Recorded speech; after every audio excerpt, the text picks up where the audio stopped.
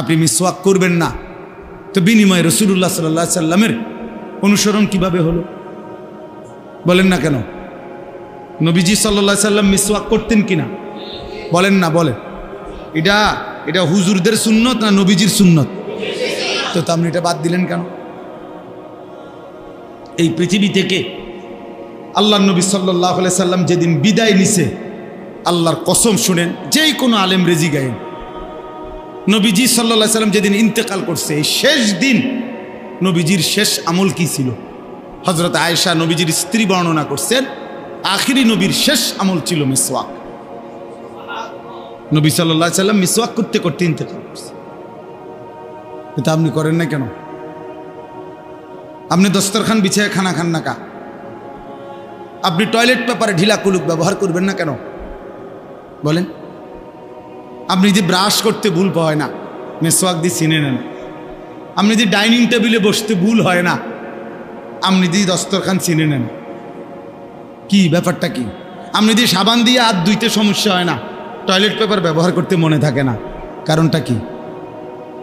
কথা বলেন না। সাবান দিয়ে হাত ধুইতে কইছে তো টেলিভিশনের অ্যাডভার্টাইজে না, আর ঢিলা কুলুক ব্যবহার করতে বলছে তো রাসূলুল্লাহ সাল্লাল্লাহু আলাইহি সাল্লাম। ব্রাশ করতে বলছে লাইফবয় কোম্পানি না, ওষুধ কোম্পানি না মনে করেন, বা ডাক্তারে না। আর মিসওয়াক করতে তো বলছে সরওয়ারিদু আলম নবী সাল্লাল্লাহু আলাইহি সাল্লাম। এটা বাদ দিলেন কেন? ওইটা এত গুরুত্ব দিলেন কেন? বলেন। হাসরের ময়দানে জবাবদিহি করতে হবে না? বলেন না বাবা, বলেন। ছেলে ভাই তোমরা বলো ভাই, নবী সাল্লাল্লাহু আলাইহি সাল্লামের সুপারিশ মানে কি? মামুর বাড়ি? হ্যাঁ, সুপারিশ মানে কি? আপনি কি মনে করছেন? আপনি শ্বশুর বাড়ি, হাসরের মাঠ, যে আপনি যাবেন আর সুপারিশ করবে না? নবী এটা বলছে। একজন লোক বলেন, আপনারা বলেন যে আল্লাহর নবী সাল্লাল্লাহু আলাইহি সাল্লাম এটা বলছে, এই কথার অর্থ এই যে উম্মত তুমি মিথ্যা বলো, চুরি করো, তুমি সুদ খাও, ঘুষ খাও, তুমি বিড়ি খাও, সিগারেট খাও, তুমি গালি দাও, নাচ দেখো, গান দেখো, নাটক দেখো, সিনেমা দেখো, তোমার ছেলে নামাজ না পড়ুক, মেয়ে নামাজ না পড়ুক, এই অবস্থায় কবরে আইসো, হাসরের ময়দানে আইসো, আমি নবী সুপারিশ কইরা তোমারে জান্নাত দিয়ে দেবো। এ কথাই তো নবী বলছে না? কি ইনসাফে বলে তো এটা? তো তাইলে নবী সাল্লাল্লাহু আলাইহি ওয়াসাল্লামের সুপারিশের কোনো নিয়ম কানুন নাই। তা আমরা কি বুঝলাম? বলেন। 30 বছর একজন মুসলমান নবী সাল্লাল্লাহু আলাইহি সাল্লামের উম্মত হয়ে সুদ খায় কেমনে? 30 বছর মিথ্যা বলে কেমনে? 60 বছর বয়স এখনো বিড়ি সিগারেট খায় কেমনে? তাহলে ছাড়বেন কোন দিন? 60 বছরও যদি মনে না পড়ে যে বিড়ি সিগারেট খাওয়া গুনাহ, তো বুঝবেন কোন দিন? বলেন না, কোন দিন বুঝবেন? 60 বছর বয়সেও কথা বললে গালি দেন, তো কোন দিন মনে পড়বে আখিরাত? 60 বছর বয়সেও চা দোকানে বসে টেলিভিশনে নাচ গান নর্তকীর ছবি দেখেন, তো কোন দিন মনে পড়বে এটা গুনাহ? এখনো সময় হয় নাই? কথা বলেন না, এখনো সময় হয় নাই? কয় বছর বাঁচবেন? 600 বছর? তো তাইলে বলেন না চাচা, কি অর্থ থাকতে পারে আমাদের? 365 দিন খোদার একটা বছরে আপনার ছেলেটা 16 বছর 18 বছর একদিনও ফজরের নামাজ পড়ে না। এটা মানুষের বাচ্চা? এটা মুসলমানের বাচ্চা? মুসলমানের বাচ্চা এত নিকৃষ্ট হবে? 365 দিন কি মামুলি কথা? 365 দিনে একদিনও নামাজ পড়বে না, ফজরের নামাজ? কি ভাই, বিবেক কি বলে? ইনসাফ কি বলে? আখিরাত মামুলি মনে করছেন, জান্নাত মনে করছেন 2টা রুম আর একটা বারিন্দা। মনে মসজিদে টিয়া 20,000 দিলে হ্যাঁ জান্নাত। 4টা ফ্যান দিছে, বেহেস্ত, তার টাইলস দিছে, বেহেস্ত আর কি, এত বেশি কিতা? বেহেস্ত হলো 2টা রুম আর একটা বারান্দা, এটারই তো কয় বেহেস্ত নাকি? তাইলে এত বড় বিস্তীর্ণ বেহেস্ত আখিরাত আপনি মামুলি 10,000 টাকা দিয়ে নিয়ে নিবেন? 20,000 টাকা দিয়ে নিয়ে নিবেন? বলেন কি? তো নবী সাল্লাল্লাহু আলাইহি সাল্লাম 23 বছর তাইলে কেন রক্ত ঝরাইলেন? কেন পেটে পাথর বাঁধলেন? বলেন। একটা ছেলে বলো, বাবা আমার এই শেষ কথা মনে রাখো, প্রত্যেককেই মনে রাখো বাপ, তোমার আমার নবী সাল্লাল্লাহু আলাইহি সাল্লাম আমাদের প্রত্যেকের আমল নামা দেখবে। নবীজির সামনে সেটা খোলা হবে, তিনি নিজে দেখবেন। নবীজি দেখে বলবেন, উম্মত, দিনের পর দিন, বছরের পর বছর, মাসের পর মাস তোমার নামে ফজরের নামাজ নাই। আজীবন তুমি সুদ খাইছো, ঘুষ খাইছো, মিথ্যা বলছো, নারী দেখছো, ছবি দেখছো, নাটক দেখছো, সিনেমা দেখছো, উলঙ্গ নাচ নর্তকীর ছবি দেখেছ, ঘরের কেউ বিবি বাচ্চা নামাজি না, সুদ ঘুষ মিথ্যা হারাম নাফরমানিতে ভরা উম্মত। এভাবেই 30 বছর। খোদার কসম, আমরা কিতাবে পড়ছি, আল্লাহ নবী বহু উম্মতের এরকম গুনায় ভরা আমল নামা দেখে নবী চোখের পানি ফেলবেন, নবীজি কাঁদবেন, আর নবী সাল্লাল্লাহু আলাইহি সাল্লাম বলবেন, উম্মত বলো, আমি যে তায়েফের ময়দানে পাথরের আঘাতে সমস্ত দেহ রক্তাক্ত হয়েছি, এই কি তার বিনিময়? হ্যাঁ, আমি যে 14 দিন খন্দকের যুদ্ধে মাটি খনন করতে গিয়ে পেটে 2টা পাথর বাঁধছিলাম ক্ষুধার কষ্টে, এই তার বিনিময়? হ্যাঁ, আমি যে উহুদের ময়দানে দান শহীদ করে রক্ত মাখা শরীর নিয়ে পড়েছিলাম বেহুশ হয়ে, এই বিনিময়ের? আমার ঘরের চুলায় হাদিসে স্পষ্ট আছে, নবীজির ঘরের চুলায় 3 মাস, কসম আল্লাহর, 3 মাস লাগাতার কোনো রান্না করা খাবার নবীজি খান নাই, চুলায় আগুন জ্বলে নাই। নবী বলবেন, তাহলে উম্মত, 3 মাসের এই ক্ষুধার্ত জীবন বিনিময়ে এই আমল নামা? তুমি আমার এত বড় বেইজ্জতি কেমনে করলা? এত বড় শ্রেষ্ঠ নবীর শ্রেষ্ঠ উম্মত হয়ে আমি এটা আল্লাহর সামনে কেমনে সুপারিশ করবো? এটা কেমনে দেখাবো? সুপারিশ তো বন্ধু আবেদন, সুপারিশ তো আবেদন, সুপারিশ মানে গ্রহণ না। গ্রহণ তো করবে কে? ফায়সালা দেবে কে? সিদ্ধান্ত দেবে কে? নাজাত দেবে কে? মুক্তি দেবে কে? জান্নাত দেবে কে? নবী তো সুপারিশ করবেন, আবেদন করবেন। আবেদন আবেদন করবে না তো? তো সেই সুপারিশটা কেমনে করবে? নবী বলবেন, উম্মত আমি এটা কেমনে দেবো? এই জন্য এত তামসা মনে করেন না। বইয়ে বই আপনি ডুলবেন আর লড়বেন আর বেহেস্ত যাইবেন গা বিড়ি খাইতে খাইতে, হ্যাঁ, চা দোয়ানে গপ মারতে মারতে। কি বাটফারি পাইছেন? হ্যাঁ, লম্বা লম্বা সিহুলি কন গপ মারে। এত সোজা না। দুনিয়া চলবে, আখেরাত চলবে না। আখেরাত চলবে না দোস্ত, আখেরাত মামুলি না। আখেরাত যদি মিথ্যা হতো তো 1450 বছরে কোনো না কোনো গবেষণায় মিথ্যা প্রমাণিত হয়েই যেত। কিন্তু কারো গবেষণায় মিথ্যা প্রমাণিত হয়েছে? তো কাজেই হবেও না, মিথ্যা প্রমাণিত হবে না। আখেরাত সত্য, আখেরাত সত্য, কোরআন সত্য, আমার নবী সাল্লাল্লাহু আলাইহি সাল্লামের 23 বছরের চোখের পানি সত্য। নবীজি বলছেন, বহু উম্মতকে আমি তাড়িয়ে দেব। হাসরের ময়দানে নবীজি ডাক বলবেন, সোহকান সোহ লিমান গায়্যারা বাদি, যা বেঈমান সর, দূর হ, দূর হ। কাজে আপনি আমার জন্য দোয়া করেন, আমি আপনার জন্য দোয়া। চলেন মিলেমিশে সবাই আল্লাহকে রাজি করি, রাসূলুল্লাহ সাল্লাল্লাহু আলাইহি সাল্লামের সুন্নাতের উপরে জীবন চলবে। এই নাফরমানি আর করব না। এরপরে উনি এই হুজুর ইমাম শুবা ওনার দরবারে গিয়ে তওবা করে আবার নতুন করে হাদিস শেখা শুরু করছে। অল্প সময়ের ব্যবধানে উনি ওই পৃথিবীতে ওই জামানার সর্বশ্রেষ্ঠ মুহাদ্দিস হয়ে গেছে। আবু দাউদ হাদিসের 6টা কিতাব আছে, আপনারা জানেন না? নাম শুনছেন না যে হাদিসের 6টা বড় প্রসিদ্ধ বিখ্যাত কিতাব আছে? বুখারী শরীফ, মুসলিম শরীফ, তিরমিজি শরীফ, আবু দাউদ শরীফ, নাসাই, ইবনে মাজাহ। এই আবু দাউদ শরীফের মধ্যে হাদিসের বর্ণনাকারীদের নামের মধ্যে বারবার এই যুবক মুহাদ্দিসের নাম আছে, মুহাম্মদ ইবনে মাসলামা আল কানাবি। তাহলে কি বোঝা গেল? এক হাদিস জীবন বদলে দিছে, এক আয়াত ওই ডাকাতের জীবন কি করে দিছে।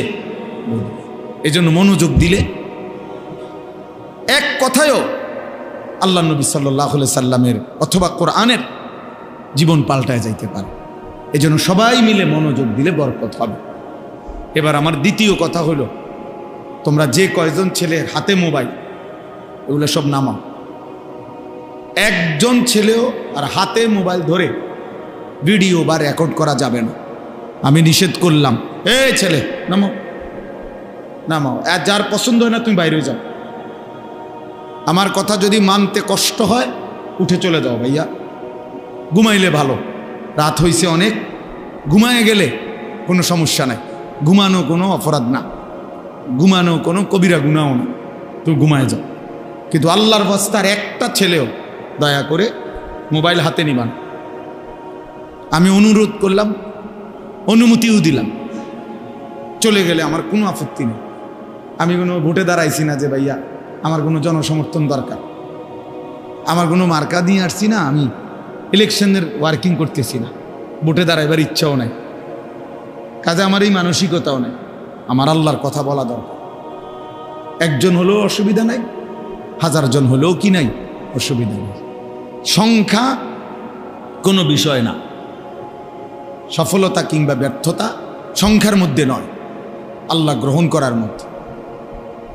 আল্লাহ গ্রহণ করার মধ্যে। কোরআনুল কারীমের মধ্যে আছে, সূরা ইয়াসিনের মধ্যে 3 জন রাসূল। সূরা ইয়াসিনে একটা ঘটনা আছে, অদরিব লাহুম মাসালান আসহাবাল কারিয়া ইয জাআহাল মুরসালুন। এইখানে একটা ঘটনা আছে। এই ঘটনা হলো এই যে 3 জন রাসূল আমাদের নবীর আগে আল্লাহ প্রেরণ করেছেন একটি এলাকায়। একটি এলাকার মানুষকে 3 জন রাসূল দিন রাত আল্লাহর দ্বীনের দাওয়াত দিছে, কালেমার দাওয়াত দিছে।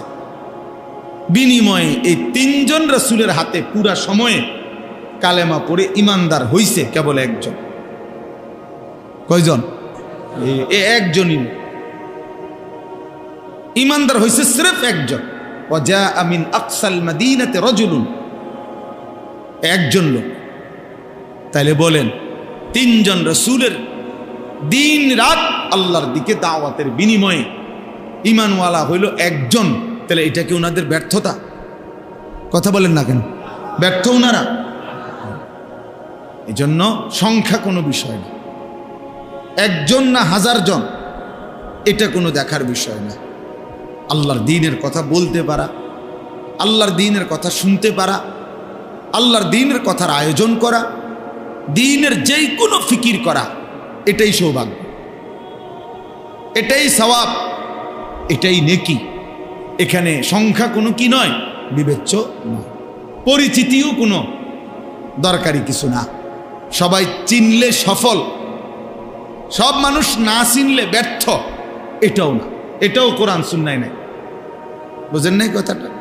যেমন মনে করেন কোরআনুল কারীম, এটা এই কোরআনে, পুরা কোরআন শরীফে নবী এবং রসুলের নাম আছে 25 জন।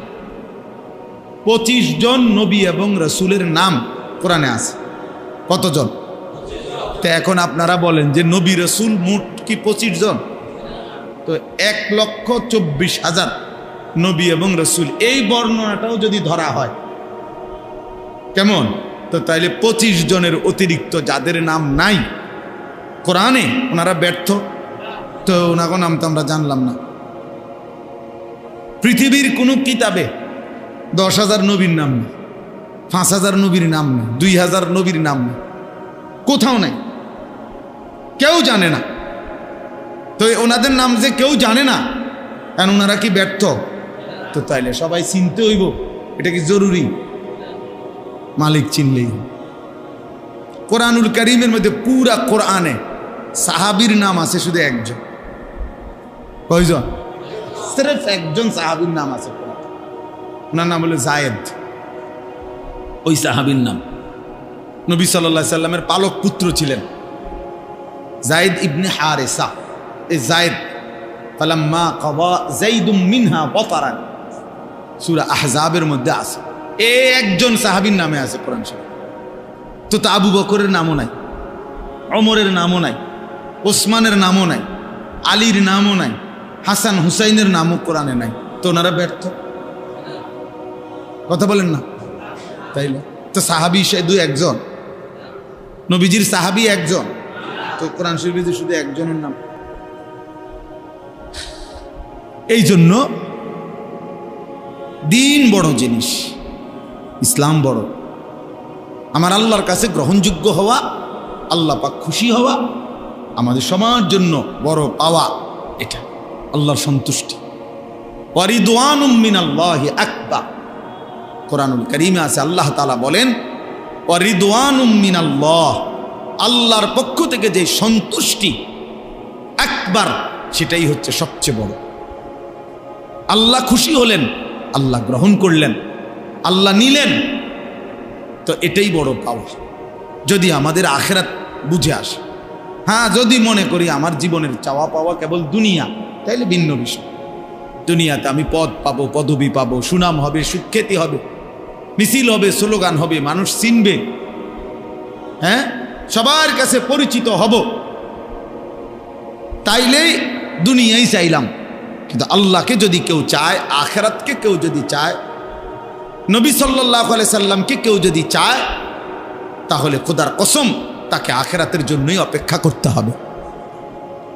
কোরআন শরীফে আছে নবীজি সাল্লাল্লাহু আলাইহি সাল্লামের বিবিদেরকে আল্লাহ তাআলা বলছে, নবীর স্ত্রীদেরকে একটা প্রসঙ্গে আল্লাহ তাআলা বলছে সরাসরি, ওয়া ইন কুনতুন্না তুরিদিনাল্লাহ ওয়া রাসূলাহু ওয়াদ দারাল আখিরা।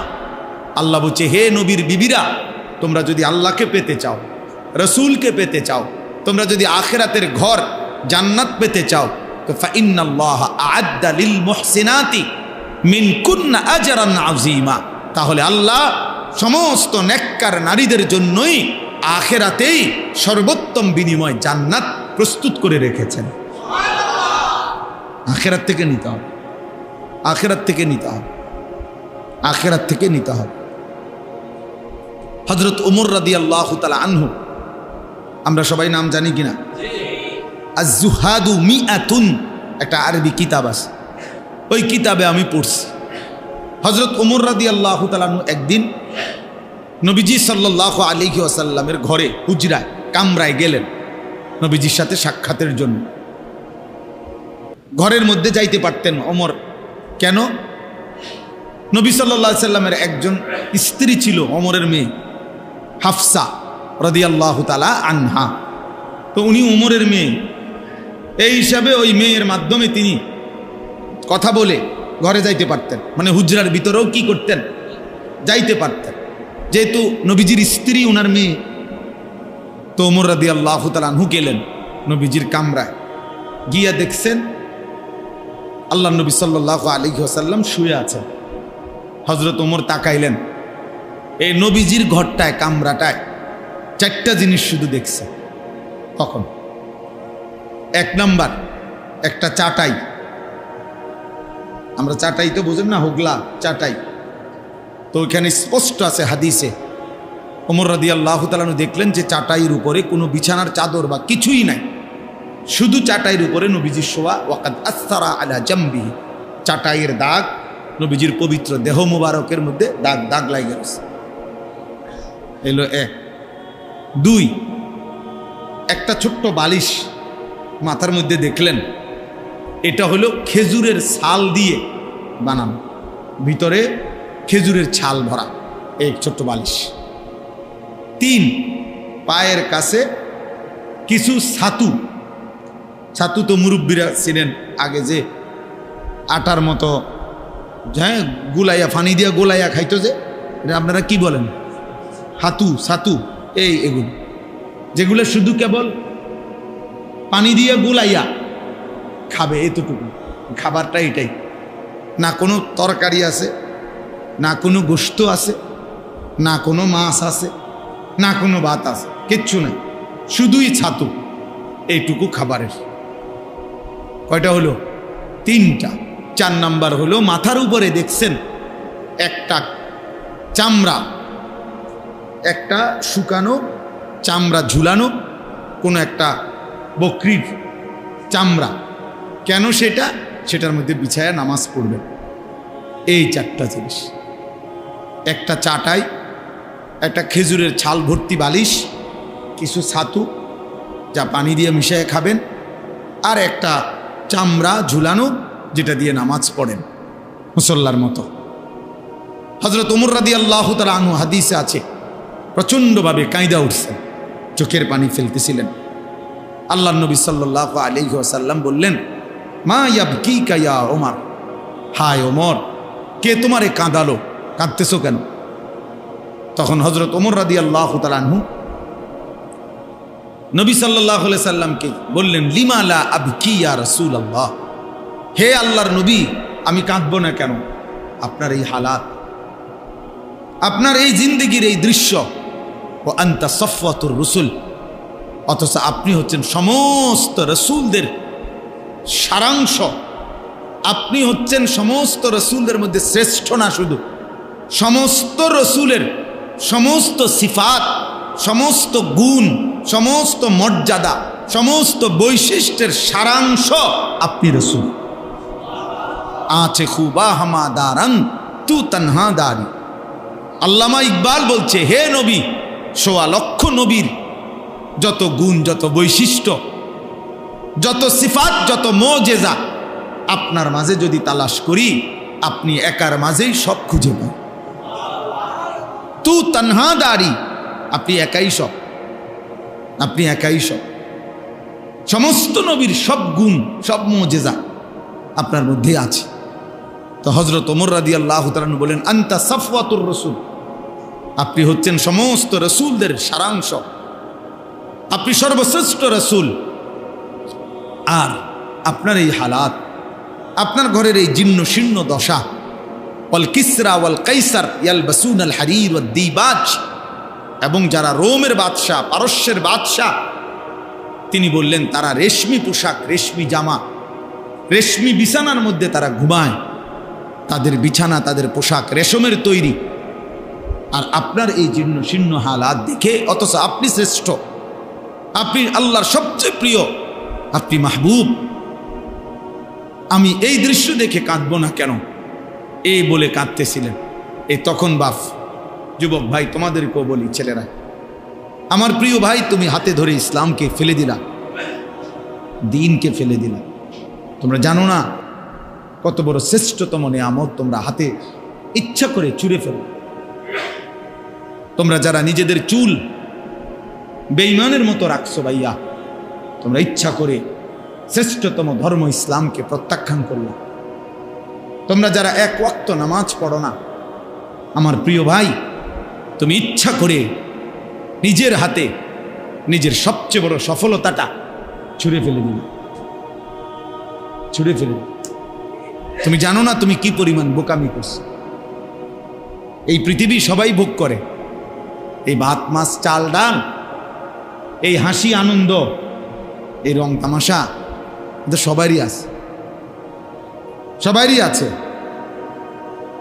তুমি যদি ভিন নারী দেখে, ছবি দেখে, অশ্লীল দৃশ্য দেখে, অসভ্য নারী দেখে, উলঙ্গ ছবি দেখে মজা পাও, খোদার কসম, একজন স্বামী তার পবিত্র হালাল স্ত্রী থেকে তার চাইতে বেশি আরাম পায়, তার চাইতে বেশি আনন্দ পায়। কাজেই হালালের মধ্যেও তো তৃপ্তি আছে, হালালের মধ্যেও তো সুখ আছে, হালালের মধ্যেও তো আনন্দ আছে। তুমি কেন ইচ্ছা করে আল্লাহকে ছেড়ে দিলা, রসুলকে ছেড়ে দিলা, আখেরাতকে ছেড়ে দিলা? চেহারা দেখলেই বোঝা যায় অনেক ছেলে তোমরা নামাজ পড়ো না, বেনামাজি সন্তান, চেহারা দেখলেই বোঝা যায়। বেনামাজির চেহারা আর জানোয়ারের চেহারা বরাবর, বেনামাজির চেহারা আর কুত্তার চেহারা বরাবর, বেনামাজি আর কুকুর এক সমান, জানোয়ার একই সমান। ওই জানোয়ারও সেজদা দেয় না, মানুষ নামের এই জানোয়ারও সেজদা দেয় না, বরাবর। এই জন্য কোরআনুল কারীমে আল্লাহ তাআলা স্পষ্ট বলছে সূরা আরাফের মধ্যে, রাগ করার কোনো সুযোগ নেই।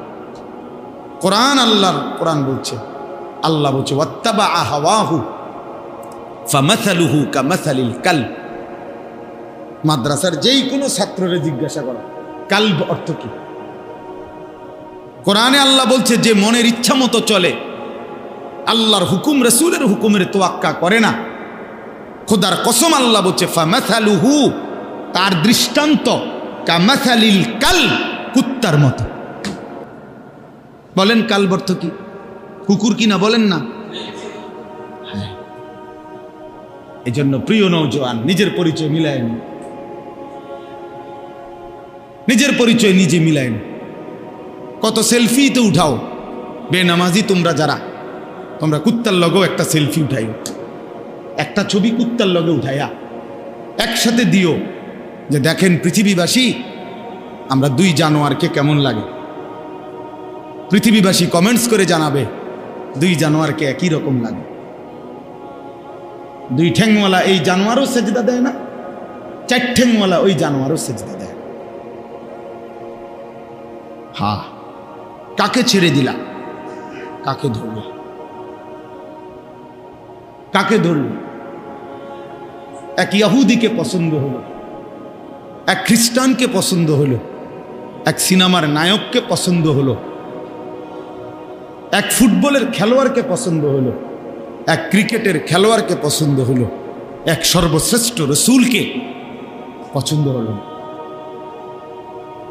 ওফো, এর চাইতে বড় লানত, এর চাইতে বড় অভিশাপ বেটা তোর জীবনে আর কিচ্ছু হইতে পারে না। তোর ওই জিন্দিগি ব্যর্থ জিন্দিগি বেটা, তোর ওই জীবন অভিশাপ বেটা, লানত তোর জীবনের উপরে বেটা, লানত তোর জিন্দিগির উপরে। যেন যেই ছেলে নামাজ পড়ো না, তোর উপরে আল্লাহর লানত, লানত তোর উপরে বেটা, খোদার লানত তোর উপরে। কেন সেজদা দিবি না? নাফরমান, তোর মালিক তোরে বানায় নাই, তোর মালিক তোরে খাওয়ায় না, তোর মালিক তোরে পড়ায় না, তো সেজদা দিবি না কেন? বেঈমান মানুষ না কুত্তা? বলো নিজেরে বেটা। কুরআনুল কারীমের মধ্যে আছে, ওই ঈমানদার বলছে ওয়া লিয়া লা আ'বুদুল্লাযী ফাতারানি, সূরা ইয়াসিনে আছে না এটা? ওই ঈমানদার ব্যক্তি বলছে আমি আল্লাহর ইবাদত কেন করব না, যিনি আমাকে সৃষ্টি করেছেন। পুরা জাতি জিজ্ঞাসা করেছে আমাদের সমস্ত লোক এর বিপরীতে, তুমি কেন ঈমান আনলা আল্লাহর প্রতি, তুমি কেন আল্লাহকে সেজদা করো? তো কোরআন শরীফে আছে সূরা ইয়াসিনে, ওই ঈমানদার ব্যক্তি একজন, পুরা জাতি তখন মুশরিক, তখন সে একাই বলছে ওয়া লিয়া লা আ'বুদুল্লাযী ফাতারানি, হে আমার জাতি, যিনি আমাকে সৃষ্টি করেছেন আমি তার ইবাদত কেন করব না, তাকে সেজদা দেব না কেন, তার গোলামি করব না কেন? কি কারণ থাকতে পারে? ওই আল্লাহকে কেন সেজদা দেব না? ওয়া ইলাইহি তুরজাউন। বাহ, ওই ঈমানদার বলছে শুধু সৃষ্টি করেছেন এমন না, বলেছেন হে আমার জাতি শুনো, সকলকেই তো আমাদের সেই আল্লাহর কাছেই ফিরে যেতে হবে। তা একে তো তিনি সৃষ্টি করেও যদি ছেড়ে দিতেন, তাইলে তো একটা কথা ছিল যে বানাইয়া ছেড়ে দিছে, আর খবরও নাই, আর নিতও না। আমার মতে আমি খাইয়া টাইয়া পেশাব পায়খানা করে একসময় মইরা সিত্তিয়া কি করে গেলাম, মাটির সাথে মিশে গেলাম, হারায়ে গেলাম, হাড্ডি মাংস গোশত রক্ত সব শেষ। এটা তো কাফেরের কথা, ঠিক কিনা বলেন না কেন? কিন্তু আমরা মুমিন, আমরা বিশ্বাস করি কিনা যে আমাদেরকে আল্লাহর কাছে ফিরতে হবে? বলো না ভাইয়া, ছেলে তোমরা বলো ভাই, তো সেজদা দাও না কেন? নামাজ পড়ো না কেন? আমি দাঁড় করাই বেনামাজি, এখন দাঁড় করাই, আরে অসভ্য এখন দাঁড় করাই, তোরে দেখলেই তো চিনা যায় বেটা, মানুষ না জানোয়ার, এটা তো দেখলেই চিনা যায়। মুসলমান না বেঈমানের পছন্দসই, চুল দেখলেই তো বোঝা যায় বেটা যে আল্লাহকে পছন্দ করো না বেঈমানকে পছন্দ করো, তো চুল দেখলেই চিনা যায় বেটা। আহা, দুর্ভাগ্য তোমাদের, দুর্ভাগ্য, মালিকই চিনলাম। ওই বাপও বদনসিব যে বাপ তার সন্তানকে আল্লাহ চিনাইতে পারল না। দুর্ভাগা ওই বাপ, দুর্ভাগা না চাচা? ওই বাপও দুর্ভাগা যে বাপ তার সন্তানকে আখিরাত চিনাইতে পারল না, আল্লাহ চিনাইতে পারল না, রসুল চিনাইতে পারল। কি পরিমাণ সুন্দর ছিলেন নবী সাল্লাল্লাহু আলাইহি সাল্লাম, কি পরিমাণ সুন্দর ছিলেন। এক সাহাবীকে জিজ্ঞাসা করছে, হে সাহাবী আপনি বলেন নবী কেমন ছিলেন? তিনি বলছেন ওয়াসিমুল ওয়াজ, তিনি এমন ছিলেন যাকে একবার দেখলে আবার দেখতে মন চায়, দ্বিতীয়বার দেখলে প্রথমবারের চাইতে আরো সুন্দর মনে হয়। যত তারে দেখি ততই নতুন নতুন সুন্দর লাগে, এমন যিনি তিনি আমার রাসূল সাল্লাল্লাহু আলাইহি ওয়াসাল্লাম। আরেক সাহাবীকে বলছেন, আপনি বলেন নবী দেখতে কেমন ছিলেন? ওই সাহাবী বলছেন কাসিমুল ওয়াজহ, অর্থ হইল তিনি ছিলেন এমন যার প্রত্যেকটি অঙ্গ আলাদা আলাদা দেখলে মনে হতো সর্বশ্রেষ্ঠ সুন্দর, সারা অঙ্গ একসাথে দেখলেও মনে হইতো সর্বশ্রেষ্ঠ সুন্দর। তার চোখও আলাদা সুন্দর, কানও আলাদা সুন্দর, তার হাতও আলাদা সুন্দর, তার পুরা দেহও আলাদা সুন্দর। এক মানুষে দেখবেন যত সুন্দর মানুষই হোক, যত সুন্দরী নারী হোক, কারো হয়তো চেহারা খুব সুন্দর কিন্তু আঙ্গুল ছোট বড়, পায়ের আঙ্গুল একটু অন্যরকম, মানে একটা না একটা ত্রুটি আছে, কোনো না কোনো একটা কি আছে, ত্রুটি আছে। আল্লাহ তাআলা নবী সাল্লাল্লাহু আলাইহি সাল্লামের পবিত্র দেহ মোবারককে এভাবে বানিয়েছেন যে তার প্রত্যেক অঙ্গ আলাদা আলাদাও সর্বশ্রেষ্ঠ, সারা অঙ্গ একসাথে সর্বশ্রেষ্ঠ। সর্বশ্রেষ্ঠ, এত সুন্দর ছিল নবী সাল্লাল্লাহু আলাইহি ওয়াসাল্লামের চুল। হযরত বারা ইবনে আযিব, আমি নিজে হাদিসে পড়ছি, তিনি বলেন আমি একদিন নবী সাল্লাল্লাহু আলাইহি সাল্লামের বাবরি চুল আর নবীজির গায়ে একটা চাদর পরা, খোলা মাথা, মানে মাথায় তখন কাপড় বা টুপি ছিল না, এই সময় আমি দেখছি নবীজিকে একদিন। ওই সাহাবী বলতেছেন আমি একবার দেখছি। তিনি বলেন আল্লাহর কসম, কয় যে এরকম খোলা চুলওয়ালা আর চাদর পরা এমন সুন্দর কাউকে আমি জীবনে কোনোদিন আর দেখিনি। তাহলে নবী সাল্লাল্লাহু আলাইহি সাল্লামের চুল কতটা সুন্দর ছিল। আহ, বেঈমানের মতো চুল রাখে, বেঈমানের মতো চুল রাখে, ইহুদির মতো, খ্রিস্টানের মতো, হিন্দু বৌদ্ধ নাস্তিক মুরতাদের মতো। আল্লাহকে প্রত্যাখ্যান করলা তোমরা, আল্লাহকে প্রত্যাখ্যান করল। ব্রাজিলের খেলোয়াড় মুসলমান না, আর্জেন্টিনার খেলোয়াড় মুসলমান না, সিনেমার নর্তকী চরিত্রবান না, সিনেমার নায়ক চরিত্রবান হইতেই পারে না। হাজারো নারীর সাথে যে জিনা এবং ব্যভিচার, অথবা হাজারো নারীর সাথে যে প্রেমের ভালোবাসার অভিনয় করে, তো এটা তো উত্তম চরিত্র হইতে পারে না, এটা তো আখলাক হইতে পারে। সে প্রিয় হবে কেন? সে প্রিয় হবে কেন? আমি অনুরোধ করি ছেলেরা, বাপ, প্রিয় ভাই, আর কোনো দিন যদি মনে করো আসলাম না, একবারই আসছি, মনে করো একবারই শুনো, এই চুল সুন্দর করো। পৃথিবীতে জালেম, নাফরমান, পাপী এই হিসাবে খাতায় নাম উঠাইও না, আল্লাহর অবাধ্য হইও না, লাঞ্ছিতই হবা। তাইলে ওই কথা ফিরে আসেন।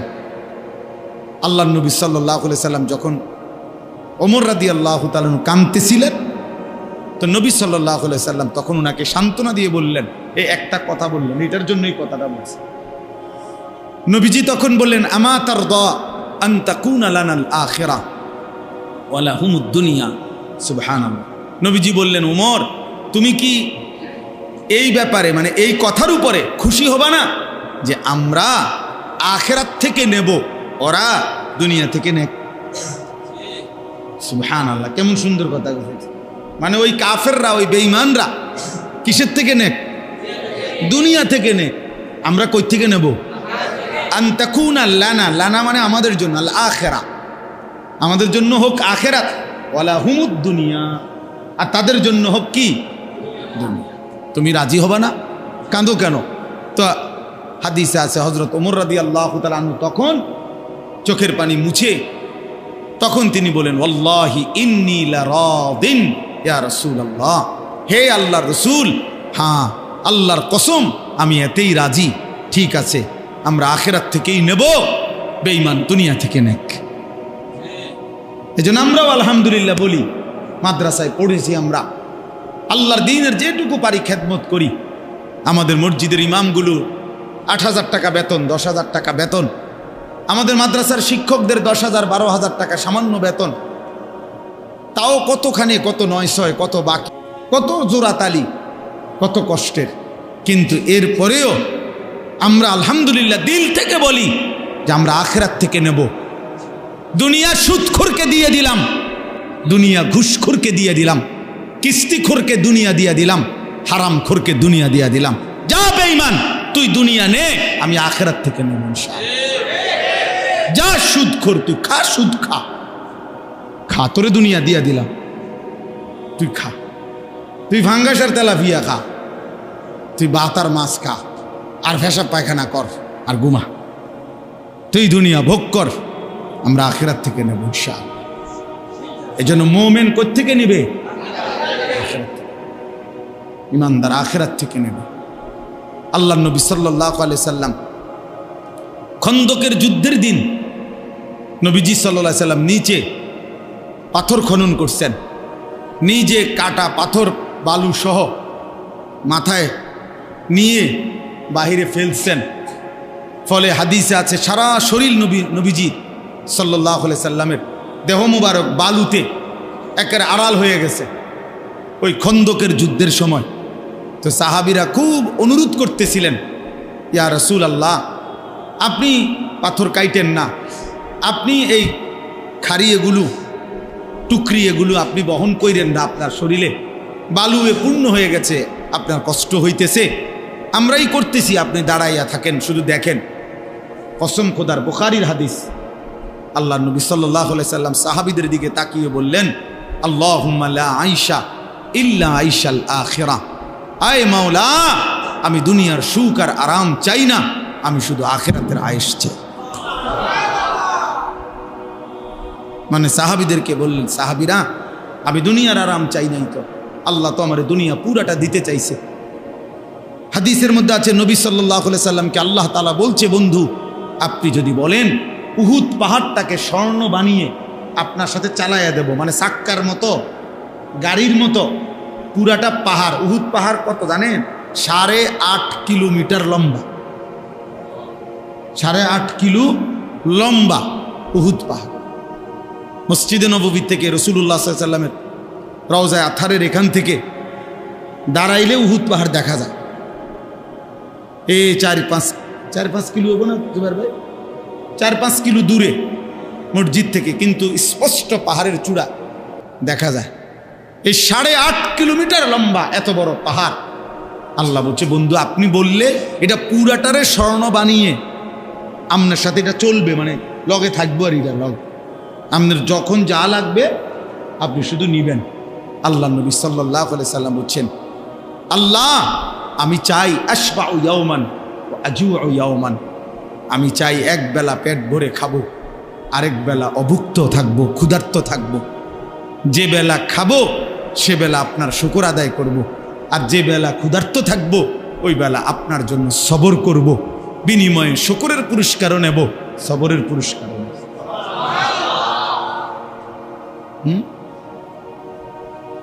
আজুউ ইয়াওমান আশবাউ ইয়াওমান। এজন্য নবী সাল্লাল্লাহু আলাইহি সাল্লামকে চেনা দরকার, আল্লাহকে চেনা দরকার, আখিরাতকে চেনা দরকার। আজকে আমরা এটা বোঝা উচিত। আমাদের বাবারা যারা আছেন, আপনারা যদি আপনাদের সন্তানের দিকে নজর না দেন, বাপ, আগামী প্রজন্ম ইসলাম পাবে না। সবাই যদি সবার ঘরে ছেলে মেয়ে স্ত্রী সন্তানকে এইভাবে বদ্দিনের মধ্যে ছেড়ে দেন, চোখের সামনে আপনার ছেলেটা এক ওয়াক্ত নামাজ পড়ে না, মেয়েটা পর্দা করে না, স্ত্রী পর্দা করে না, ঘরের মধ্যে প্রতিদিন রঙিন টেলিভিশনে নাচ গান নাটক সিনেমা চলে, এরপরে প্রত্যেকটা সন্তানের হাতে একটা একটা বড় মোবাইল, যখন তখন যা মন চায় তা দেখতেছে, নারী ছবি, উলঙ্গ দৃশ্য, অশ্লীল, জিনা, ব্যভিচার। তো এভাবে যদি আগামী 50 বছর চলে, আগামী 30 বছর চলে, তো এর পরের জেনারেশনের কি অবস্থা হবে বলেন? আপনারা তো কিছু নামাজ পড়েন, কিছু আল্লাহ বিল্লাহ করছেন মনে করেন, কারণ আপনার ছেলে আপনার নাতি তে যদি কোনোদিন খোদার 365 দিনে সেই ছেলেটা যদি কোনোদিন ফজরের নামাজ না পড়ে, তো তার হাতে যেই জেনারেশন আসবে, মানে তার সন্তান যখন আসবে আল্লাহ দিলে, তো তার হালাত কি হবে বলেন ভাই? ইনসাফ কি বলে? তোমরাই ছেলেরা বলো ভাই, তোমাদের পরবর্তী জেনারেশনের কি হবে? আল্লাহ চাইতো তো তোমরা এই অবস্থায় থাকবা না, হায়াত বাঁচলে। আল্লাহ দয়া করলে তো তোমরা বিয়ে শাদী করবা, তোমাদের সন্তান হবে। কিছুদিন আগে আমাদের কুমিল্লা মুরাদনগরের একজন আলেম দ্বীন বলছেন, বড় আলেম, এক মেয়ে এক ছেলের সাথে চলে গেছে ভাগ্যা। তো মেয়ের বাবা ওই ছেলের নামে মামলা করছে থানায়। তো থানায় মামলা করার পরে মেয়ের বাবার কাছে চিঠি পাঠাইছে। কসম খোদার এই চিঠি দেখাইছে মেয়ের বাবা মেয়ের বাবার কাছে চিঠি পাঠাইয়া লিখছে, বাবা যেই কাজটি আপনারা মা বাবা করলেন সেই একই কাজ এখন আমি করাতে আমার স্বামীর জন্য মামলা দিলেন কেন? কি বুঝেন নাই? কি মানে এরা বাপ মাও কি এক সময় এরকম পলাইয়া ভাগ্যা বিয়ে করছে, সেই ঘরের মেয়ে এটা। তা এখন মেয়েও আরেকটা ফোলারে লইয়ে ভাগছে। এখন মেয়ের প্রশ্ন হইল, আপনাকে দুজনে যে এরকম করলেন, একই কাজ তো আমিও করলাম, আমার বেলায় কি করলেন কেন, মামলা করলেন কেন? কি জবাব? এর থেকে জুতার ফিডার কি লাগে? এরপরে আর জুতার ফিডার কি লাগে বলেন? এই জন্য ভাইয়া মনে রাখো দোস্ত, এই বেনামাজি জিন্দিগি, এই অসভ্যতা, এই মোবাইলের অশ্লীলতা, এই নারী ছবি, খোদার কসম মনে রাখো আখেরাত তো আছেই, দুনিয়া তো এর খেসারত দিতে। এই অপমান, এই বেইজ্জতি তোমাকে চোখে দেখে যাইতে হবে।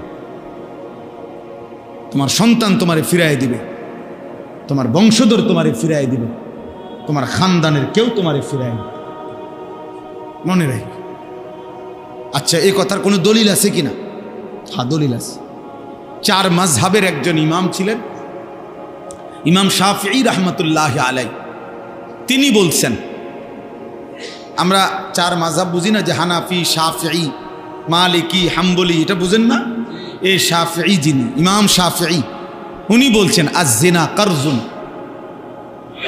ওই শব্দটা উনি বলছেন, জেনা ব্যভিচার, কোনো মেয়ের সাথে, নারীর সাথে যে অসভ্যতা, এটা যদি কেউ তওবা না করে ফিরে না আসে, আল্লাহ যদি মাফ না করে দেয়, তওবা না করে ফিরে না আসে, খোদার কসম তিনি বলেন এটা একটা করজ, এটা একটা ঋণের মতো থেকে যায়। ওই ব্যক্তিকে তার পরিবারের কাউকে না কাউকে দিয়ে সেই ঋণ শোধ দিতে হয়। এই জন্য আমার এই কথা যদি কেউ বুঝে থাকো, সবাই বুঝতা না জানি, বাকি কেউ যদি মনে করো বুঝে থাকো, নিজের ভালোর জন্য, নিজের আগামী সুন্দর ভবিষ্যতের জন্য, দুনিয়াও সুন্দর হবে, আখিরাতও সুন্দর হবে, চরিত্রহীনতার এই রাস্তা ছেড়ে দাও, চরিত্রহীনতার এই রাস্তা ছেড়ে দাও, অসভ্যতার এই রাস্তা ছেড়ে দাও। এবার দেখেন এই আয়াতের মধ্যেও এই সবক আছে। আমি এবার আপনাদের কাছে এই আয়াতটা পড়ি, এরপরে আমার কথা শেষ হয়ে যাবে। আমি বারবার অনুরোধ করতেছি ভাই, আমাদের প্রিয় নবী সাল্লাল্লাহু আলাইহি ওয়াসাল্লাম, তিনি আমাদের জীবনের সব ব্যাপারে সর্বোত্তম একমাত্র আদর্শ। তিনি সুন্দর, তিনি শ্রেষ্ঠ, তিনি হাসলেও সুন্দর, তিনি কাঁদলেও সুন্দর, তিনি কথা বললেও সুন্দর, নবী আমার চুপ থাকলেও সুন্দর। নবী সাল্লাল্লাহু আলাইহি ওয়াসাল্লামের শ্রেষ্ঠত্বের চাইতে পৃথিবীতে আর কারো শ্রেষ্ঠত্ব নাই। কাজেই আমি যদি সুন্দরী হতে চাই, সুন্দরভাবেই যদি চলতে চাই, তো রাসূলুল্লাহ সাল্লাল্লাহু আলাইহি ওয়াসাল্লামের সৌন্দর্য, ওনার সুন্নাত, ওনার তরিকা, ওনার চলাফেরা, ওনার উঠা বসা, ওনার খাওয়া ঘুম, ওনার টয়লেট বাথরুমের আসা যাওয়া, ওনার গোসল, ওনার আহার নিদ্রা, এর চাইতে সুন্দর কোনো নিয়ম আখলাক খোদার কসম আর কারণে ওয়া ইন্নাকা লাআলা খুলুকিন আযীম।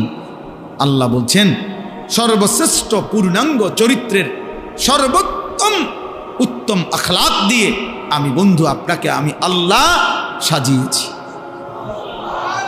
কাআন্নাকা কাদ খুলিকতা কামা তাশাউ।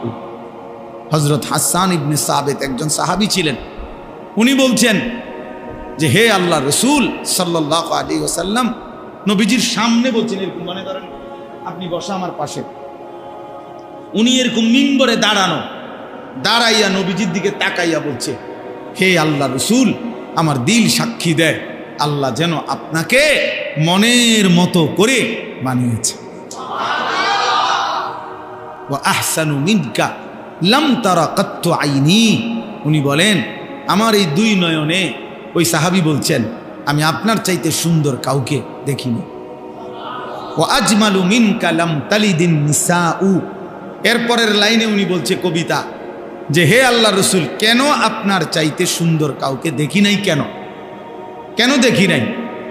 উনি নিজেই উত্তর দিছে, কারণ এর চাইতে সুন্দর কাউকে এই কোটা কায়নাতে আর কোনো মা এর চাইতে সুন্দর কোনো সন্তান প্রসব করে নাই।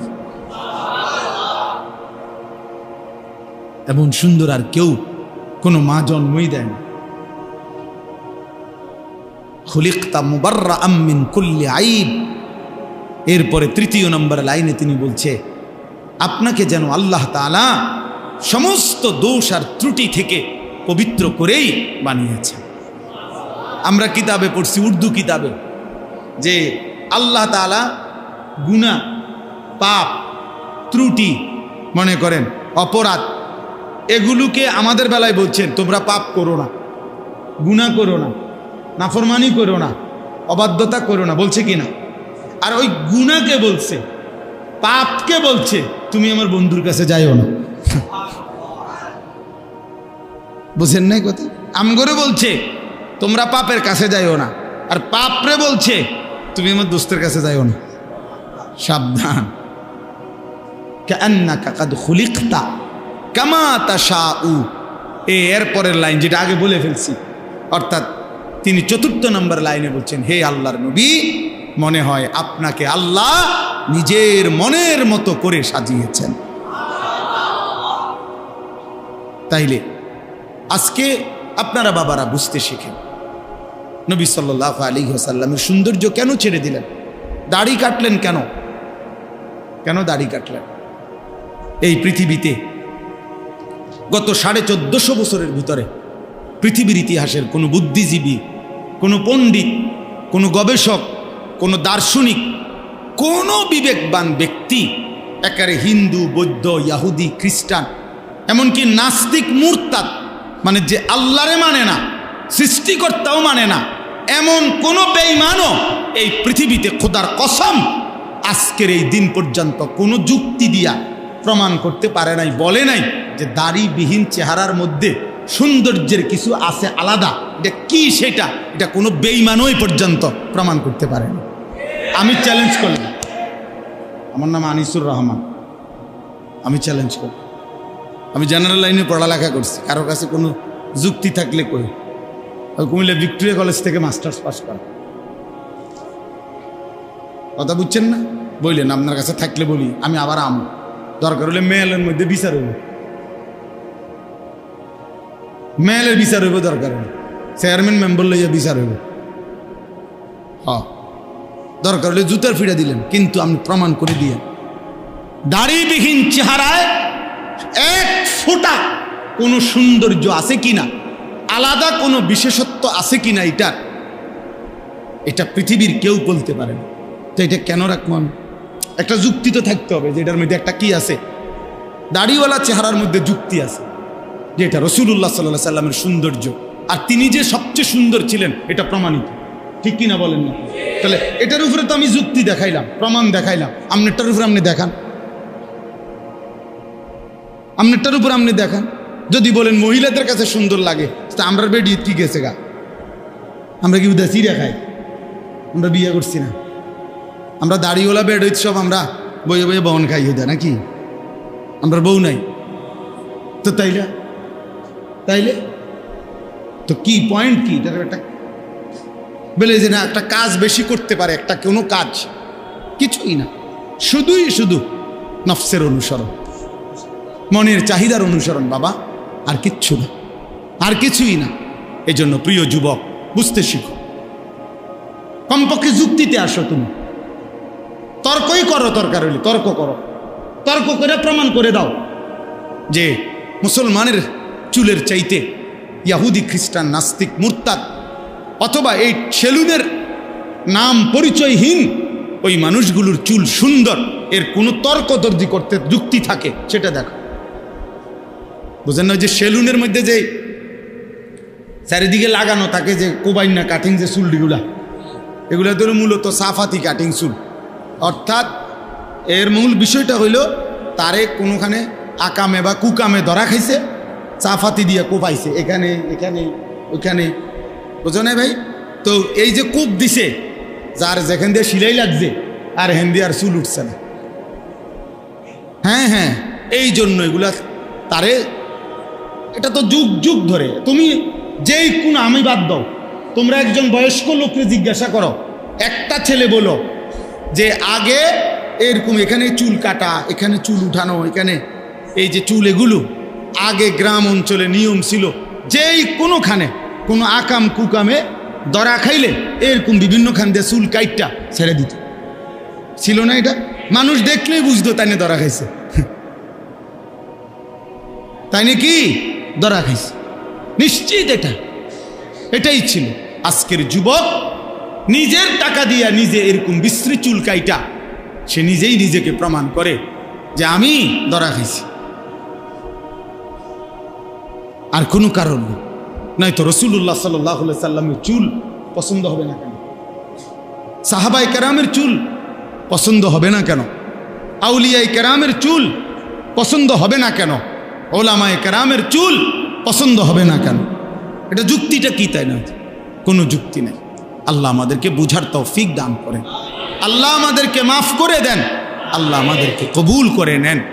আমরা যদি সুন্দর হই, আমাদের আখলাক যদি সুন্দর হয়, আমাদের জীবন যদি সুন্দর হয়, আমরা যদি আল্লাহর দিকে ফিরি, আমরা যদি রাসূলুল্লাহ সাল্লাল্লাহু আলাইহি সাল্লামের দিকে ফিরে আসি, খোদার কসম ইনশাআল্লাহ, প্রিয় ভাই বাবাদেরকেও বলি, বাবারা দোয়া করবেন আপনারা, আর যুবক ভাই তোমরা হিম্মত করো, ইনশাআল্লাহ সারা পৃথিবীতে মুসলমানের কালেমার বিজয় হবেই হবে, ইনশাআল্লাহ হবেই হবে, ইনশাআল্লাহ।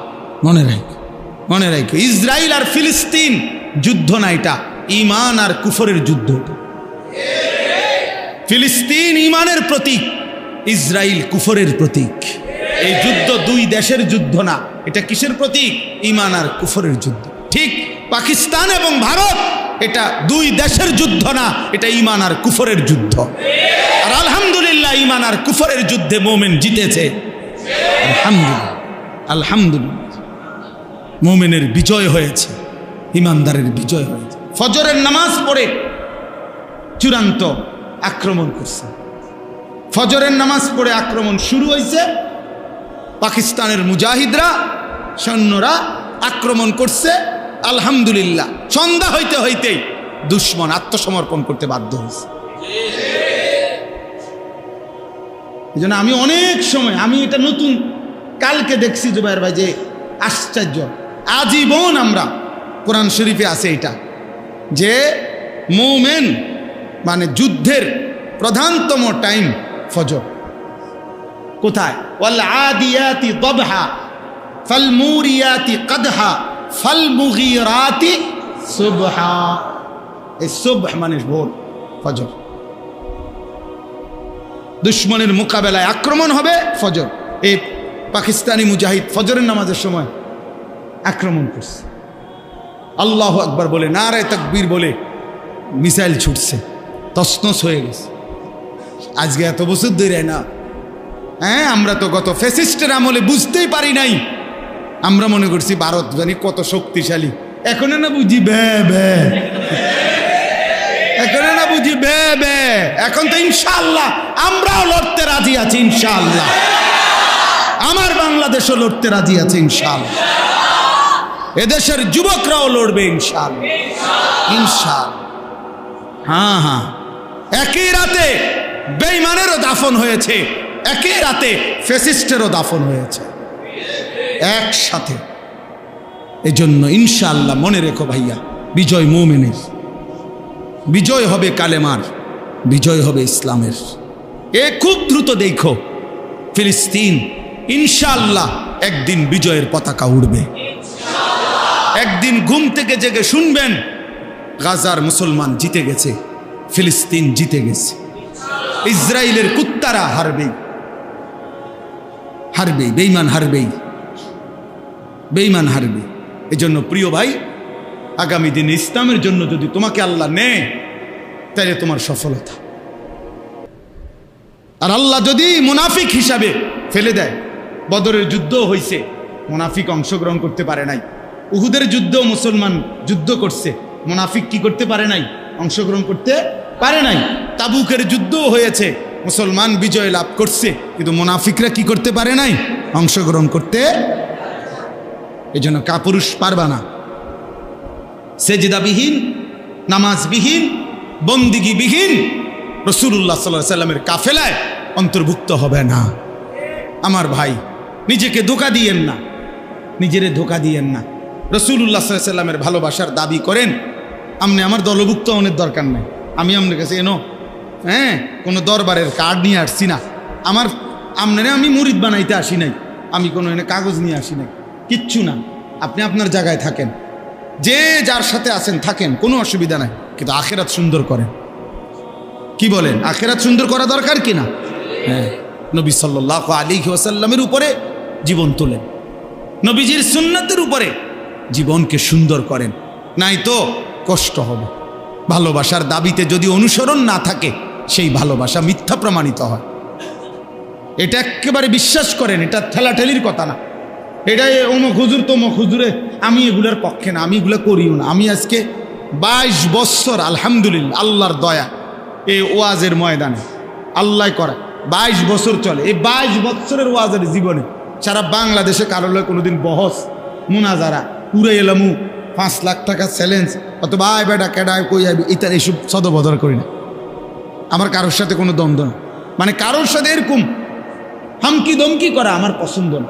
তা আমার বলার উদ্দেশ্য হলো, প্রিয় ভাই, আমি এবং আপনি প্রত্যেকেই নিজের জীবন, মাথার চুল থেকে পায়ের নখ, ঘর পরিবার, বাজার, ব্যবসা, আয় রোজগার, চাল চলন, উঠা বসা রাসূলুল্লাহ সাল্লাল্লাহু আলাইহি সাল্লামের সুন্নাতের উপরে উঠাইতে হবে, নাইলে আটকাই যাবেন ভাইয়া। এ দুনিয়া চলবে, দুনিয়া সবাই ভাত খায়, দুনিয়া চলা কোনো আশ্চর্য কিছু না, ঠিক কিনা বলেন না কেন?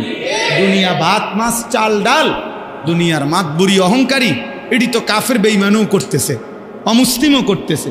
যে সেজদা দেয় সেও খায়, যে সেজদা দেয় না সেও খায়, খায় কি না বলেন? সেও খায়। তাহলে দুনিয়া চলতেছে কিনা এটা দেখার বিষয় না, দেখার বিষয় হলো আখিরাত চলবে কিনা, পরকাল চলবে কিনা সেটা দেখার বিষয়, সেটা দেখার বিষয়। আল্লাহ আমাদেরকে তৌফিক দান করেন, আল্লাহ আমাদেরকে কবুল করে নেন। আমাদের দরকার আমরা আল্লাহর দিকে ফিরতে হবে। তুবু ইলাল্লাহি জামিআন আইয়ুহাল মুমিনুন, আল্লাহ বলছে হে মুমিন, তওবা করে গুনাহ ছেড়ে আল্লাহর দিকে ফিরে আসো। কার দিকে?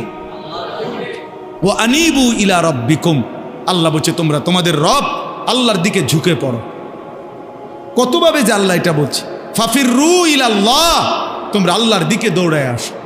কার দিকে? এই জন্য আল্লাহর দিকে আসো। ফাত্তাবিউনি ইউহিব্বুকুমুল্লাহ, আল্লাহ বলছে বন্ধু আপনি বলে দেন যে হে আমার উম্মত, তোমরা আমার অনুসরণ করো, তাহলে আল্লাহর ভালোবাসা পেয়ে যাবে। ওয়াগফির লাকুম যুনুবাকুম, এবং আল্লাহর সমস্ত মাগফিরাত ক্ষমা মিলে যাবে। তাহলে রাসূলুল্লাহ সাল্লাল্লাহু আলাইহি সাল্লামের সুন্নাতের মধ্যে, অনুসরণের মধ্যে আল্লাহর ক্ষমা, আল্লাহর ভালোবাসা। আপনি মিসওয়াক করবেন না, তো বিনিময়ে রাসূলুল্লাহ সাল্লাল্লাহু আলাইহি সাল্লামের অনুসরণ কিভাবে হলো বলেন না কেন? নবীজি সাল্লাল্লাহু আলাইহি সাল্লাম মিসওয়াক করতেন কিনা বলেন না, বলেন। এটা হুজুরদের সুন্নত না নবীজির সুন্নত? তো আপনি এটা বাদ দিলেন কেন? এই পৃথিবী থেকে আল্লাহর নবী সাল্লাল্লাহু আলাইহি সাল্লাম যেদিন বিদায় নিছে, আল্লাহর কসম শুনেন, যেই কোনো আলেম রেজি গায়েন, নবীজি সাল্লাল্লাহু আলাইহি সাল্লাম যেদিন ইন্তেকাল করছে, এই শেষ দিন নবীজির শেষ আমল কি ছিল? হযরত আয়েশা নবীজির স্ত্রী বর্ণনা করছেন, আখিরি নবীর শেষ আমল ছিল মিসওয়াক।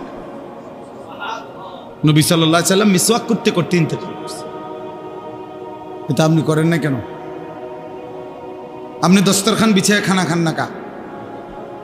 আপনি টয়লেট পেপারে ঢিলা কুলুক ব্যবহার করবেন না কেন বলেন? আপনি যে ব্রাশ করতে ভুল হয় না, মিসওয়াক দিয়ে চিনে নেন। আপনি যে ডাইনিং টেবিলে বসতে ভুল হয় না, আপনি যে দস্তরখান চিনে নেন। কি ব্যাপারটা কি?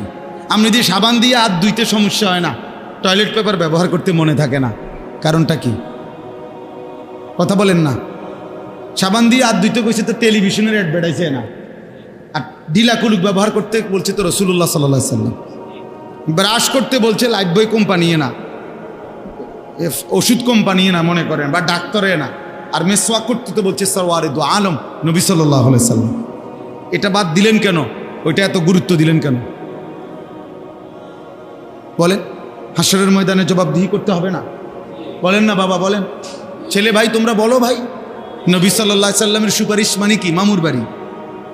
হ্যাঁ, সুপারিশ মানে কি? আপনি কি মনে করছেন আপনার শ্বশুর বাড়ি হাসরের মাঠ, যে আপনি যাবেন আর সুপারিশ করবে না? নবী এটা বলছে। একজন লোক বলেন, আপনারা বলেন যে আল্লাহ নবী সাল্লাল্লাহু আলাইহি সাল্লাম এটা বলছে, এই কথার অর্থ এই যে উম্মত তুমি মিথ্যা বলো, চুরি করো, তুমি সুদ খাও, ঘুষ খাও, তুমি বিড়ি খাও, সিগারেট খাও, তুমি গালি দাও, নাচ দেখো, গান দেখো, নাটক দেখো, সিনেমা দেখো, তোমার ছেলে নামাজ না পড়ুক, মেয়ে নামাজ না পড়ুক, এই অবস্থায় কবরে আইসো, হাসরের ময়দানে আইসো, আমি নবী সুপারিশ কইরা তোমারে জান্নাত দিয়ে দেবো। এই কথাই তো নবী বলছে না? কি ইনসাফে বলে তো এটা?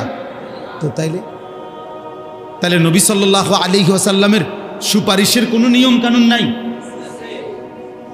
তা আমরা কি বুঝলাম বলেন? 30 বছর একজন মুসলমান নবী সাল্লাল্লাহু আলাইহি সাল্লামের উম্মত হয়ে সুদ খায় কেমনে? 30 বছর মিথ্যা বলে কেমনে? 60 বছর বয়স এখনো বিড়ি সিগারেট খায় কেমনে? তাহলে ছাড়বেন কোন দিন? 60 বছরও যদি মনে না পড়ে যে বিড়ি সিগারেট খাওয়া গুনাহ, তো বুঝবেন কোন দিন? বলেন না, কোন দিন বুঝবেন? 60 বছর বয়সেও কথা বললে গালি দেন, তো কোন দিন মনে পড়বে আখেরাত? 60 বছর বয়সেও চা দোকানে বসে টেলিভিশনে নাচ গান নর্তকীর ছবি দেখেন, তো কোন দিন মনে পড়বে এটা গুনাহ? এখনো সময় হয় নাই? কথা বলেন না, এখনো সময় হয় নাই? কয় বছর বাঁচবেন? 600 বছর? তো তাইলে বলেন না চাচা, কি অর্থ থাকতে পারে আমাদের? 365 দিন খোদার একটা বছরে আপনার ছেলেটা 16 বছর 18 বছর একদিনও ফজরের নামাজ পড়ে না, এটা মানুষের বাচ্চা? এটা মুসলমানের বাচ্চা? মুসলমানের বাচ্চা এত নিকৃষ্ট হবে? 365 দিন কি মামুলি কথা? 365 দিনে একদিনও নামাজ পড়বে না, ফজরের নামাজ? কি ভাই, বিবেক কি বলে? ইনসাফ কি বলে? আখেরাত মামুলি মনে করছেন, জান্নাত মনে করছেন 2টা রুম আর একটা বারিন্দা, মনে মসজিদে টিয়া 20,000 দিলে হ্যাঁ জান্নাত। 4টা ফ্যান দিছে, বেহেস্ত, তার টাইলস দিছে, বেহেস্ত। বেহেস্ত আর কি, এত বেশি কিতা?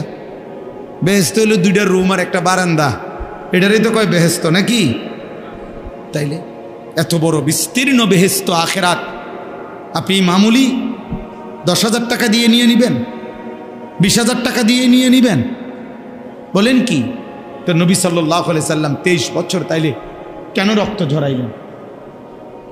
কেন পেটে পাথর বাঁধলেন? বলেন। একটা ছেলে বলো, বাবা আমার এই শেষ কথা মনে রাখো, প্রত্যেককেই মনে রাখো বাপ, তোমার আমার নবী সাল্লাল্লাহু আলাইহি সাল্লাম আমাদের প্রত্যেকের আমল নামা দেখবে, নবীজির সামনে সেটা খোলা হবে, তিনি নিজে দেখবেন। নবীজি দেখে বলবেন, উম্মত দিনের পর দিন, বছরের পর বছর, মাসের পর মাস তোমার নামে ফজরের নামাজ নাই, আজীবন তুমি সুদ খাইছো, ঘুষ খাইছো, মিথ্যা বলছো, নারী দেখছো, ছবি দেখছো, নাটক দেখছো, সিনেমা দেখছো, উলঙ্গ নাচ নর্তকীর ছবি দেখেছ, ঘরের কেউ বিবি বাচ্চা নামাজি না, সুদ ঘুষ মিথ্যা হারাম নাফরমানিতে ভরা উম্মত। এভাবেই 30 বছর খোদার কসম আমরা কিতাবে পড়ছি, আল্লাহ নবী বহু উম্মতের এরকম গুনায় ভরা আমল নামা দেখে নবী চোখের পানি ফেলবেন, নবীজি কাঁদবেন, আর নবী সাল্লাল্লাহু আলাইহি সাল্লাম বলবেন, উম্মত বলো আমি যে তায়েফের ময়দানে পাথরের আঘাতে সমস্ত দেহ রক্তাক্ত হয়েছি, এই কি তার বিনিময়? হ্যাঁ, আমি যে 14 দিন খন্দকের যুদ্ধে মাটি খনন করতে গিয়ে পেটে 2টা পাথর বাঁধছিলাম ক্ষুধার কষ্টে, এই তার বিনিময়? হ্যাঁ, আমি যে উহুদের ময়দানে দান শহীদ করে রক্ত মাখা শরীর নিয়ে পড়েছিলাম বেহুশ হয়ে, এই বিনিময়ের? আমার ঘরের চুলায় হাদিসে স্পষ্ট আছে, নবীজির ঘরের চুলায় 3 মাস, কসম আল্লাহর, 3 মাস লাগাতার কোনো রান্না করা খাবার নবীজি খান নাই, চুলায় আগুন জ্বলে নাই। নবী বলবেন, তাহলে উম্মত 3 মাসের এই ক্ষুধার্ত জীবন বিনিময়ে এই আমল নামা? তুমি আমার এত বড় বেইজ্জতি কেমনে করলা? এত বড় শ্রেষ্ঠ নবীর শ্রেষ্ঠ উম্মত হয়ে আমি এটা আল্লাহর সামনে কেমনে সুপারিশ করবো? এটা কেমনে দেখাবো? সুপারিশ তো বন্ধু আবেদন, সুপারিশ তো আবেদন, সুপারিশ মানে গ্রহণ না। গ্রহণ তো করবে কে? ফায়সালা দেবে কে? সিদ্ধান্ত দেবে কে? নাজাত দেবে কে? মুক্তি দেবে কে? জান্নাত দেবে কে? নবী তো সুপারিশ করবেন, আবেদন করবেন। আবেদন আবেদন করবে না তো? তো সেই সুপারিশটা কেমনে করবে? নবী বলবেন, উম্মত আমি এটা কেমনে দেবো? এই জন্য এত তামসা মনে করেন না। বইয়ে বই আপনি ডুলবেন আর লড়বেন আর বেহেস্ত যাইবেন গা বিড়ি খাইতে খাইতে, হ্যাঁ, চা দোয়ানে গপ মারতে মারতে। দেখি বাটফারি পাইছেন? হ্যাঁ, লম্বা লম্বা সিহুলি কন গপ মারে। এত সুজানা। দুনিয়া চলবে, আখেরাত চলবে না। আখেরাত চলবে না দোস্ত, আখেরাত মামুলি না। আখেরাত যদি মিথ্যা হতো তো 1450 বছরে কোনো না কোনো গবেষণায় মিথ্যা প্রমাণিত হয়েই যেত। কিন্তু কারো গবেষণায় মিথ্যা প্রমাণিত হয়েছে তো কাজে হবেও না, মিথ্যা প্রমাণিত হবে না। আখেরাত সত্য, আখেরাত সত্য, কোরআন সত্য, আমার নবী সাল্লাল্লাহু আলাইহি সাল্লামের 23 বছরের চোখের পানি সত্য। নবীজি বলছেন, বহু উম্মতকে আমি তাড়িয়ে দেব। হাসরের ময়দানে নবীজি ডাক বলবেন, সোহকান সোহ লিমান গায়্যারা বাদি, যা বেঈমান সর, দূর হ, দূর হ। কাজে আপনি আমার জন্য দোয়া করেন, আমি আপনার জন্য দোয়া। চলেন মিলেমিশে সবাই আল্লাহকে রাজি করি, রাসূলুল্লাহ সাল্লাল্লাহু আলাইহি সাল্লামের সুন্নাতের উপরে জীবন চলবে। এখানে এই একটা আয়াতেই আপনারা জানেন ঘটনা, আমি শুধু ঘটনা বলতে চাই না। হাবিল এবং কাবিলের ঘটনা, কোরবানির ঘটনায় একটা কথা শুধু মূলনীতি আমি বলার জন্যই পড়ছিলাম। আল্লাহ বলছেন, ইন্নামা ইয়াতাকাব্বালুল্লাহু মিনাল মুত্তাকিন। এই কথাটাই বলে শেষ।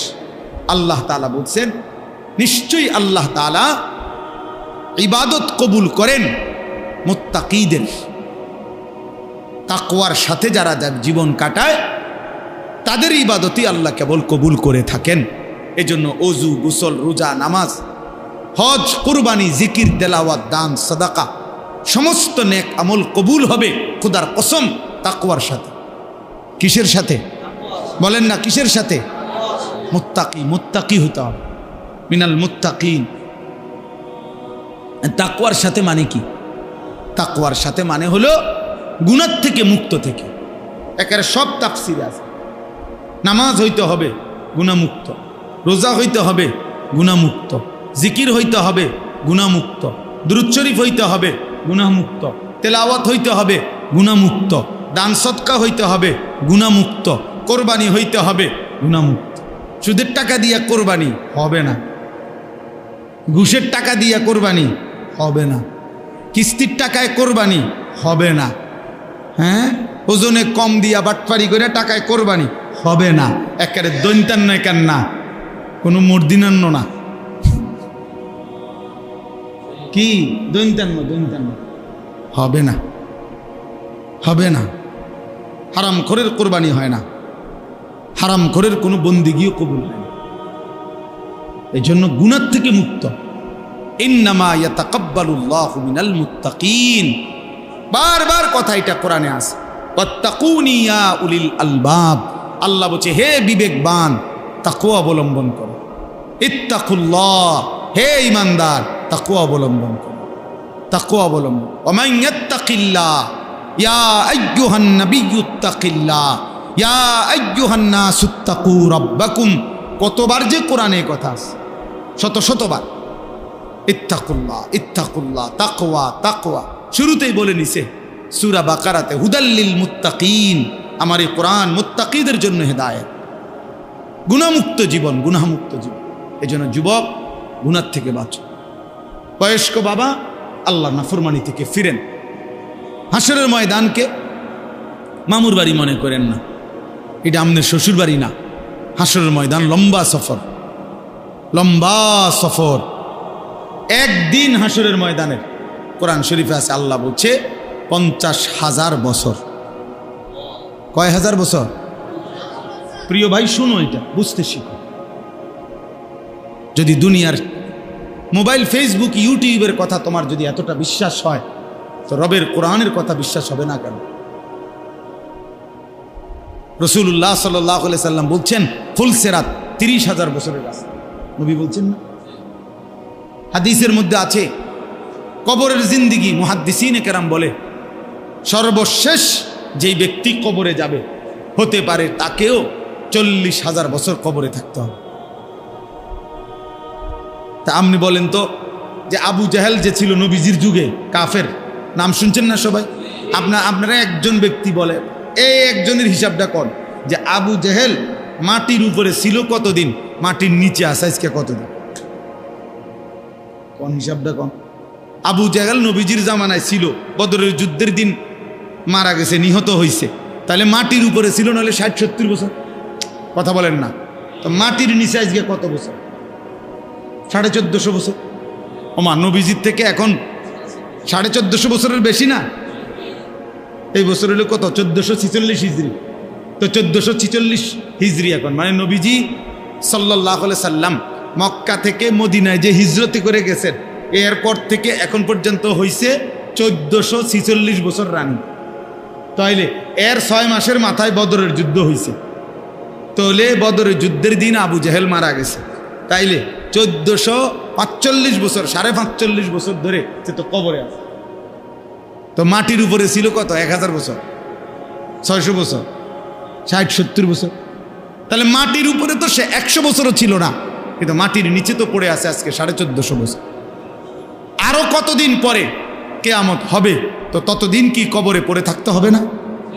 তো নূহ আলাইহিস সালামের জামানায় যারা পানিতে ডুবছে, তারা আজকে কতদিন কবরে?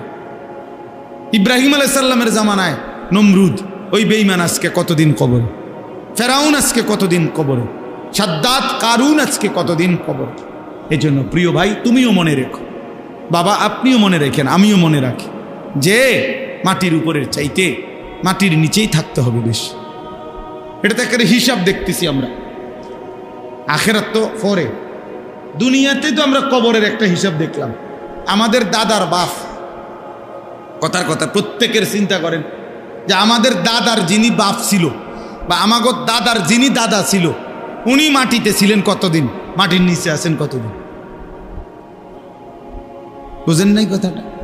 আমার হায়াত যদি হয় 44, তো আমার আব্বার হায়াত, তো আমার আব্বার আব্বা, তার আব্বা, তার আব্বা, তো উনি মারা গেছেন, তো তাহলে মাটিতে ছিল 60 বছর, 50 বছর, মাটির নিচে তো পড়ে আছে আজকে 300 বছর। এই জন্য আমরা প্রত্যেকেই উপরে বেশি থাকবো না কবরে? অতএব কদর করে আল্লাহ আমাদেরকে তৌফিক দেন, গুনাহমুক্ত জীবন গঠন করেন। যুবক ছেলেরা, তোমাদের কাছে বলি ভাই, আগামী দিনে ইনশাআল্লাহ মনে রাখো, সারা পৃথিবীব্যাপী ইমানের যুদ্ধ হবে, শুরু হয়ে গেছে। কুফরের যুদ্ধ, কুফরের বিরুদ্ধে মুমিন যুদ্ধ করবে।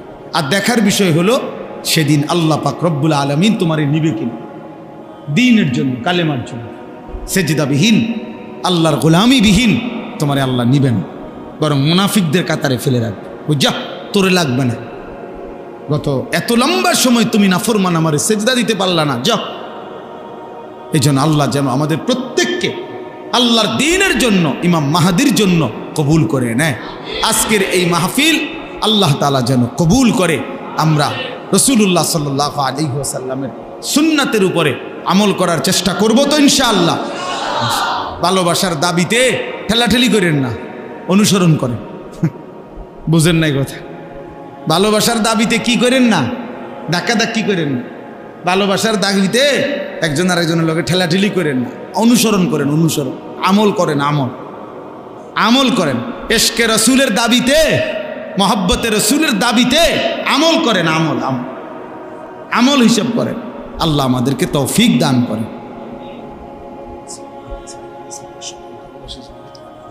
সূরা ফাতিহা পড়েন। আউযু বিল্লাহি মিনাশ শাইতানির রাজীম। বিসমিল্লাহির রহমানির রহিম। আলহামদুলিল্লাহি রাব্বিল আলামিন। আর রহমানির রহিম। মালিকি ইয়াউমিদ্দিন। ইয়্যাকা না'বুদু ওয়া ইয়্যাকা নাস্তাঈন।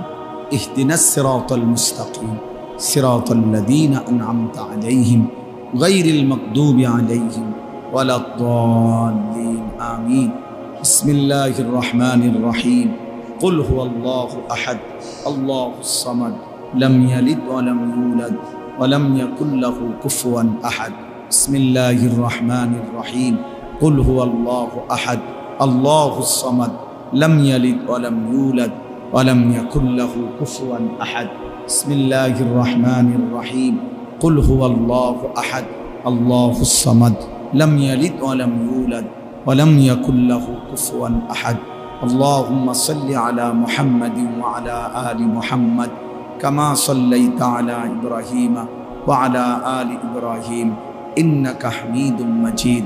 اللهم بارك على محمد وعلى آل محمد كما باركت على إبراهيم وعلى آل إبراهيم إنك حميد مجيد. প্রিয় ভাই, দোয়ার আগে আমি আরো একবার বলি, যুবক ভাই, তোমাদের কাছে শেষবারের মতো, তোমরা এই চুল রাখো না, আমার অনুরোধ ভাই। এটা একেবারে কসম, এটা সরাসরি ইসরায়েলের ইয়াহুদিদের প্রোডাক্ট। সত্য কথা ভাইয়া, মানে এই ইয়াহুদিরাই তোমার এই ডিজাইনগুলো সাপ্লাই দিছে সারা বিশ্বব্যাপী। এই জন্য দয়া করে তোমরা যাদের এই সামনে পিছনে এগুলো চুল, যেরকম বড় বড় ঝাঁকড়া চুল বা বিভিন্ন কাটিং চুল, এই চুল রাখো না বাবা। দয়া করে তোমরা আমার এই কথা কদর করো।